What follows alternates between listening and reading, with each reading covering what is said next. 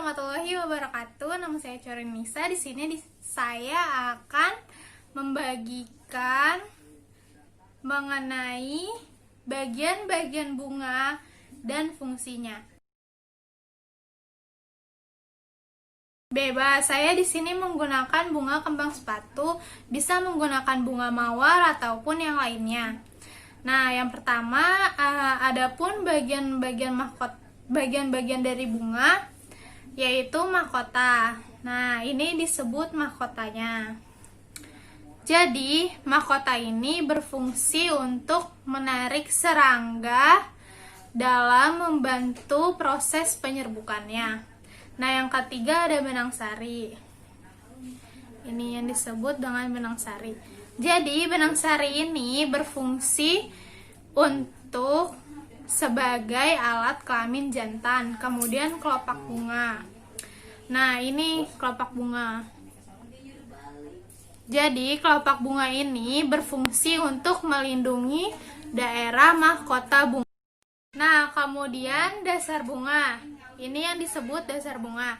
Jadi, dasar bunga ini berfungsi sebagai tempat meletakkan dan bertumpunya mahkota bunga dan juga bagian-bagian bunga lainnya. Kemudian, tangkai bunga. Ini tangkai bunga. Nah, jadi tangkai bunga ini berfungsi untuk menghubungkan antara bunga dengan ranting pohonnya. Seperti itu. Nah, kemudian bakal biji. Nah, bakal biji ini terdapat di dalam sini. Jadi, bakal biji ini berfungsi sebagai tempat pembentukan biji yang akan menjadi bunga.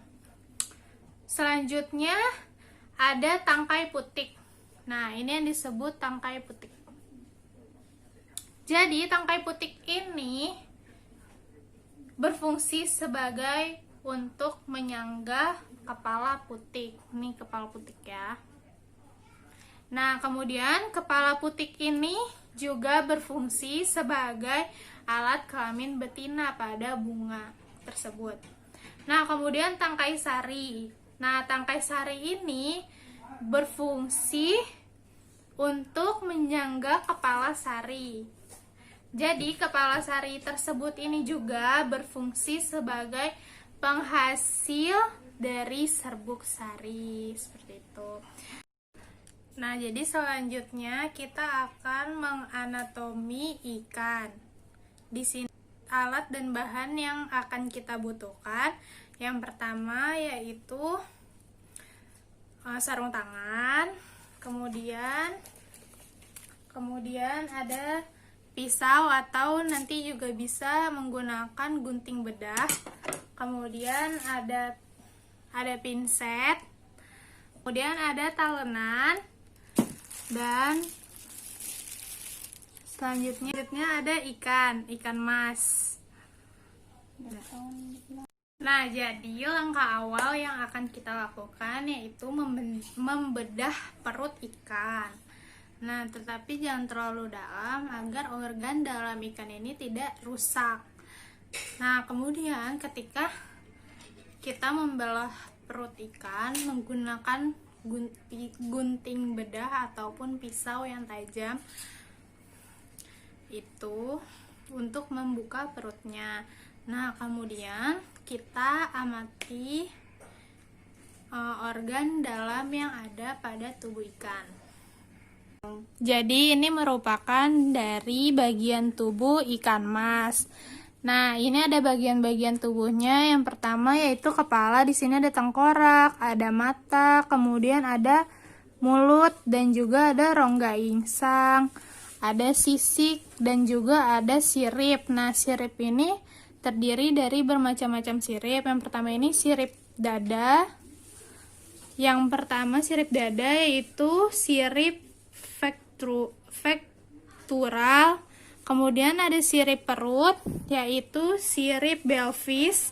Kemudian ada sirip yang di belakang yaitu sirip analis. Kemudian ada sirip dari ekornya yaitu sirip kaudal. Kemudian ya ada sirip yang terdapat di punggungnya dinamakan sirip dorsalis. Nah, yang terakhir ini juga ada anus. Nah, di sini terdapat jantung ikan. Nih, kemudian ada hatinya. Nah, kemudian di sini nih terdapat gelembung air. Kemudian di sini terdapat usus. Nah, kemudian juga terdapat telur ikan. Nah, jadi telur ini terdapat di bagian ikan betina. Nah, juga di sini ada insang dan juga sirip. Nah, saya akan memberitahu mengenai fungsinya. Jadi, yang pertama, fungsi dari jantung ikan yaitu untuk memompa darah ke seluruh tubuh ikan. Kemudian ada hati, yaitu fungsinya untuk menampung cairan empedu. Kemudian ada usus. Ini ususnya berfungsi untuk tempat terjadinya proses penyerapan dari zat makanan yang dimakan oleh ikan. Nah, kemudian ada gelembung air. Ini fungsi dari gelembung air yaitu untuk mengatur tubuh ikan saat mengapung, dan juga kemudian ada sirip. Nih, dari semua sirip ini yang terdapat di dada, di perut, di sirip belakang, sirip ekor, dan sirip punggung ini berfungsi untuk ikan ini bergerak, berenang, dan juga mengapung. Kemudian ada insang berfungsi untuk sebagai alat pernafasan pada ikan. Nah, jadi tadi kita sudah selesai mengenali bagian-bagian dari tubuh ikan maupun dari luar ataupun dari dalam. Nah, sekian video hari ini. Wassalamualaikum warahmatullahi wabarakatuh. Mohon maaf bila ada salah dalam perbuatan.